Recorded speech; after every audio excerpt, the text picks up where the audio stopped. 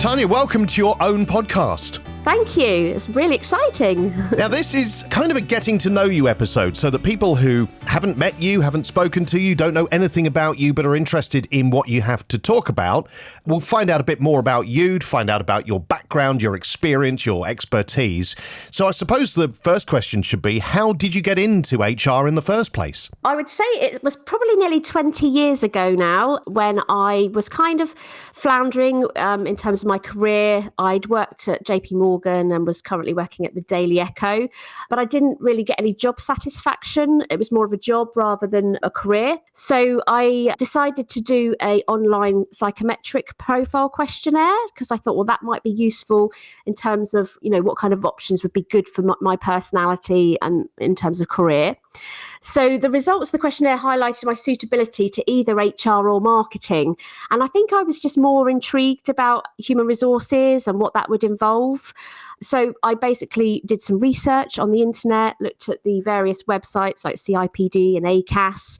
And I think really it was about the fact it's about people, which is an interest of mine, but also the variety that HR brings. I just thought this is going to be quite an interesting, exciting career. So I did my certificate in personnel practice, and I then went on to do my master's in human resource management afterwards in the evenings. And I absolutely love studying the field. I just found, it's such an interesting topic.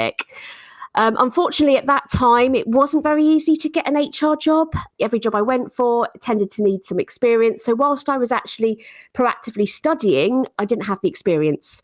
So I took a week off holiday from my paid job at the Daily Echo at that time. And I went and did some unpaid work experience in the HR department at Bournemouth Hospital. And I think that was the best thing I could have done because I learned so much during that time, and it enabled me to apply for a job at Poole Hospital in the HR department as an Improving Working Lives project assistant. And just that tiny bit of experience, that unpaid work experience that I could pull upon at my interview, secured me my first HR job. Wow. The whole thing about working with people, that was something that was always there for you. It was something that was, I suppose, maybe unfulfilled perhaps in previous roles, and it just felt the right thing to do. And actually all that studying and extra effort you were having to go to sort of realign your career with those values, it didn't feel like you were having to do lots of work because actually you were really enjoying finding out more. Absolutely. I found the whole kind of psychological side of it interesting as well. So, what makes people, motivated at work? What makes people feel happy at work? At the end of the day, we spend so much time at work. You want people to be happy. And I think it was partnering with the business to help them be a better employer and do right by their people. That is probably my biggest passion, but it's the people side of things. So, yeah. So getting that first step on your HR career ladder was obviously an important one.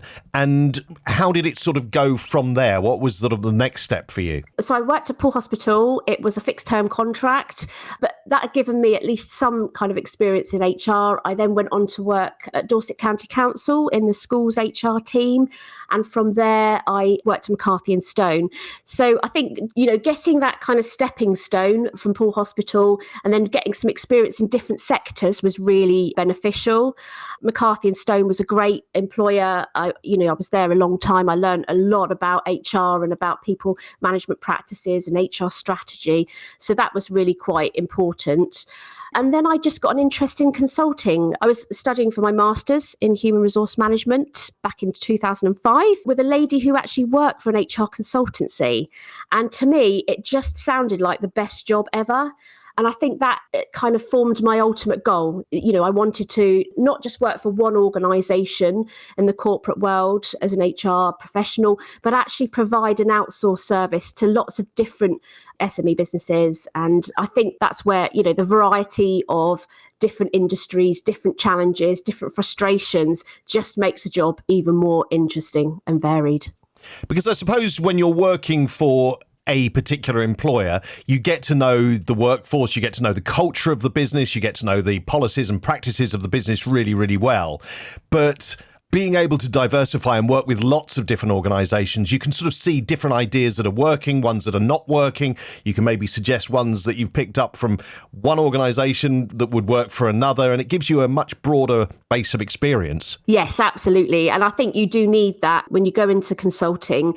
Every industry is different. There's different kind of nuances. There's different regulatory requirements. So I've enjoyed working in the education sector because you've got the added complexities of, safeguarding children. You've got the added complexities, with Ofsted. And then, there's other industries like the healthcare sector. Again, there's more regulation. So I think having that variety there's always the fundamental HRs, there's always the kind of core HR requirements. But I think it's great that actually if you work in lots of different organisations, you get that exposure to their particular, like you say, the culture, the nuances, the different regulations, the different challenges. And at the heart of it, you're working with people. So people are similar, not the same, but, have similar frustrations. They have similar issues, similar topics, I assume, come up frequently within the work that you do. Yes, yeah, definitely. Yeah, there's always going to be typical people-related challenges for businesses.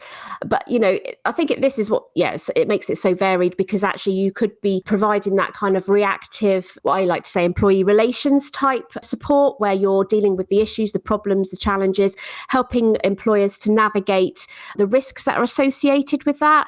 But then on the other hand, HR, there's some really, great positive tasks and support that you can provide an organisation that's more forward focused, that's more strategic, that's really adding that important value that HR can bring to an organisation. And I think sometimes people believe that HR consultants are only brought in when things are happening, when, for example, there's a redundancy process or where there's a grievance process that requires that outside external counsel. But actually, you are and probably should be involved a lot earlier. Yes, definitely. I think that's absolutely key to minimising risks when it comes to being an employer and the obligations that you have. The more, I suppose, compliance processes, policies, practices you can put in place, it just gives you that kind of fundamental basics. And then if you manage your workforce in a proactive way, if you really try and understand what makes them tick, and if you really try and engage with them and motivate them and get the best out of them, actually it reduces the amount of issues, employee relations issues and problems that you have. So absolutely, it's really important for HR to be very proactive in their outlook on supporting clients. Now, it's clear that you love HR consulting, but I'm guessing you've probably got some frustrations. What's your biggest one, would you say, as a consultant? The biggest frustration is the first interaction I tend to have with a prospect client or a new client. It's something we call the HR audit, HR health check. And basically, this is a very important start on the journey a consultant has with a client because it helps you understand what level of compliance risk there is. So I've spent probably close to 100 hours of my time doing HR audits. I tend to offer a 1 hour free HR audit to any business. I use that as a bit of a lead magnet to start generating a conversation with them in the first place. The reality is that 1 hour free HR audit actually, in reality, because there's so many facets to HR, I could be on a call for 2 hours going through my HR audit questionnaire. And then, of course, there's typing up a report afterwards. There's ragging it red, amber, green to highlight, where their highest level of risk is and helping them kind of prioritize that. So I think I've spent a lot of time doing that process heavily manually.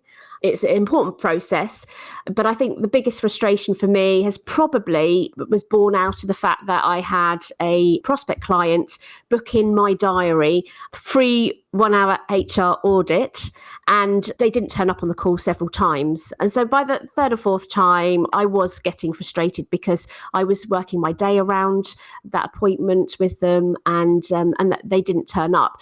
I think at that point I was thinking there's got to be something out there that can automate and streamline this heavily manual-based process.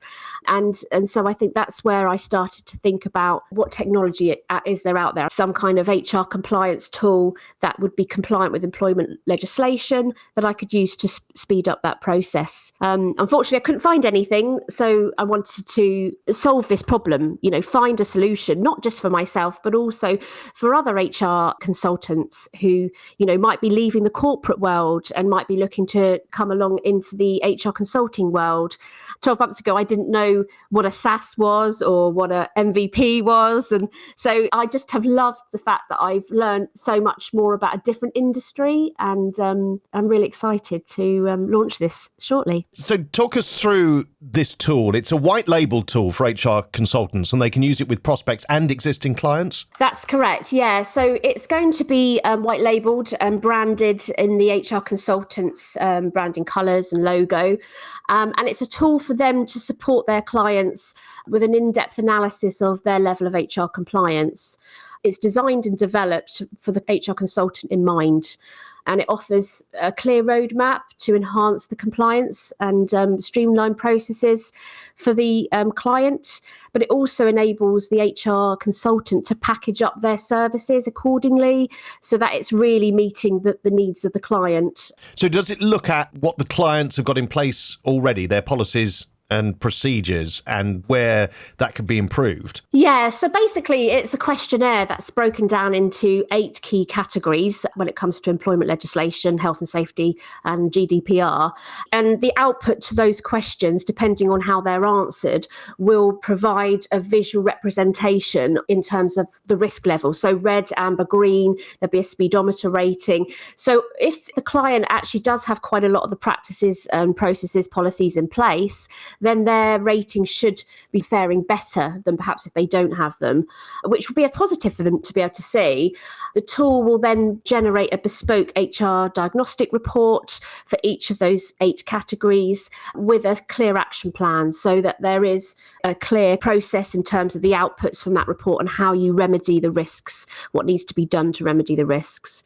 So it could be used by the HR consultant just to kind of get the baseline, how compliant is the organisation, but it could also be used as a starting point for the HR strategy of an organisation. And as things change, as legislation, for example, changes and obviously compliance then shifts slightly, will this be updated for that? Yes, absolutely. I've been working in accordance with employment lawyers and GDPR specialist and also health and safety specialist. And this tool will be kept live at all times. So we won't wait until employment legislation changes. It will be kept up to date live on a daily basis. Excellent. So how can people find out more about this? Basically launching the diagnostic tool in May 2024. So HR consultants will be able to access this tool via the HR Diagnostics website. They will complete various pages, uploading their own branding colours, their own logos, their own landing images. They'll also be able to put their own photos on, their team members on. And just in terms of the podcast, obviously this is an introductory episode, but there are plenty more to come. What sort of issues and topics will you be covering? We'll be covering lots of different topics to help employers and HR consultants support the clients in terms of their obligations as an employer. We'll be talking about things like dignity and respect, about the Equality Act, anti-bullying and harassment. So, the kind of actions that you need to take as an employer to protect people from discrimination in the workplace. We'll be covering a whole section on the employment contract, the key contractual terms you need within the contract of employment.